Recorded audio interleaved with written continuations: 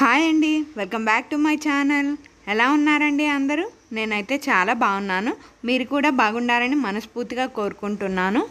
Climate కొంచెం cool అయింది కదండి, ఎండలు కొంచెం తగ్గాయి. నైరుతి ఋతుపవనాలు కదా, అందుకని వానలు పడుతున్నాయి. మాకైతే విశాఖపట్నంలో వాన పడుతుంది. బయట క్లైమేట్ చల్లగా ఉండి వాన పడుతుంటే వేడివేడి మిర్చి బజ్జీ తింటే సూపర్గా ఉంటుంది కదా. అందుకని మిర్చి బజ్జీ చేద్దాం అనుకుంటున్నాను. ఎలాగో మిర్చి బజ్జీ చేస్తున్నాను కదా, అది వీడియో తీసి మీతో షేర్ చేద్దాం అనుకుంటున్నాను. మనకి పిండి రెడీగా ఉంటే ఈజీగా ఒక 10 to 15 మినిట్స్లో వేసేసుకోవచ్చండి ఈ మిర్చి బజ్జీ. మిర్చి బజ్జీ చూస్తుంటేనే చాలా టెంప్టింగ్గా ఉన్నాయి కదా, ఎప్పుడెప్పుడు తిందామా అనిపిస్తూ ఉన్నాయి. మరి ఇంకెందుకు ఆలస్యం, మిర్చి బజ్జీ ఎలా తయారు చేయాలో చూసేద్దాం పదండి. ఈ మిర్చి బజ్జీ మా పిన్ని వాళ్ళ ఇంట్లో వేస్తున్నాము. మా పిన్ని వేస్తుందన్నమాట. అంటే కూల్గా ఉంది క్లైమేట్, చిన్న ఫంక్షన్ ఉండి మా పిన్ని వాళ్ళ ఇంటికి వెళ్ళాము. అందుకని అందరూ ఉన్నారు కదా అని చెప్పి మా పిన్ని వేస్తుంది ఈ మిర్చి బజ్జీ. ముందుగా 2 టేబుల్ స్పూన్స్ వాము, కొంచెం ఉప్పు, ఒక చిన్న చింతపండు వేసి మిక్సీ పట్టుకోవాలి. బజ్జీలోకి కూరుకుంటాం కదా వాము పొడి, దానికోసం అనమాట. బజ్జీ మిరపకాయలు తీసుకొని మధ్యకి ఘాటు పెట్టుకొని అందులో గింజలన్నీ తీసి రెడీగా పెట్టుకుంది. 1 కప్పు శనగపిండికి 2 టేబుల్ స్పూన్స్ వరిపిండి వేసుకొని 1 టీ స్పూన్ బేకింగ్ పౌడర్ వేసుకొని వాటర్ వేసుకొని బాగా బజ్జీ పిండిలా కలుపుకోవాలి. మేము ఇక్కడ అన్నీ ఆడించిన పిండిలే తీసుకున్నామండి. బయట పిండిలో అంత హెల్దీ కాదు కదా, అందుకని ఆడించిన పిండే తీసుకున్నాము. మనం మిక్సీ చేసి రెడీగా పెట్టుకున్న వాము పొడిని బజ్జీలు ఘాటు పెట్టుకున్నాం కదా అందులోకి కూరుకోవాలన్నమాట. అంటే కొంచెం పిండి తీసుకుని అందులో స్టఫ్ చేసుకోవాలి. అలా మొత్తం అన్ని మిరపకాయలని కూడా లోపల స్టఫింగ్ చేసుకోవాలి. మీకు కావాలి అనుకుంటే ఈ వాము పౌడర్ చేసుకున్నాం కదా అందులో కొంచెం శనగపిండి కూడా వేసుకోవచ్చు. అప్పుడు ఇంకా స్టఫింగ్ ఇంకా ఎక్కువ వచ్చి బాగుంటుంది.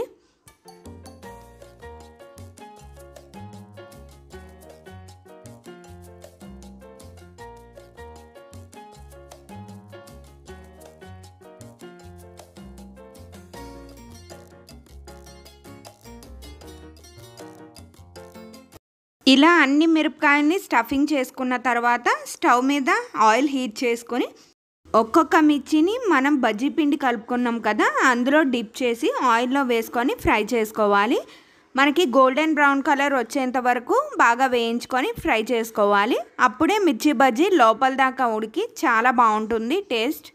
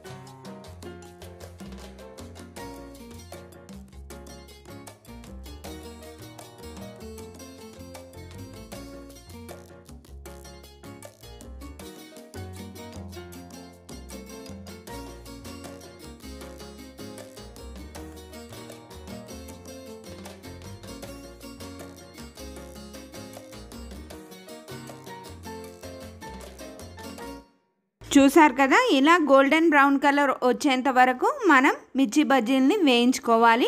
టేస్ట్ మాత్రం చాలా బాగుంటుంది. లోపల వాము పొడి అది పెట్టాం కదా. మిగిలిన మిర్చీలన్నింటినీ కూడా ఈ విధంగానే డీప్ ఫ్రై చేసుకోవాలి. ఇలా మనకు తినాలి అనిపించినప్పుడు చాలా ఈజీగా 10-15 మినిట్స్లో మిర్చి బజ్జీ తయారు చేసుకోవచ్చు. ఈ వీడియో కనుక మీకు నచ్చినట్లయితే మీ ఫ్రెండ్స్కి రిలేటివ్స్కి షేర్ చేయండి. ముందు ఇంకా మన ఛానల్లో చాలా మంచి వీడియోస్ రాబోతున్నాయి. మళ్ళీ ఒక మంచి వీడియోతో మళ్ళీ కలుద్దాం. అంతవరకు please like, share, comment and don't forget to subscribe to my channel. Bye.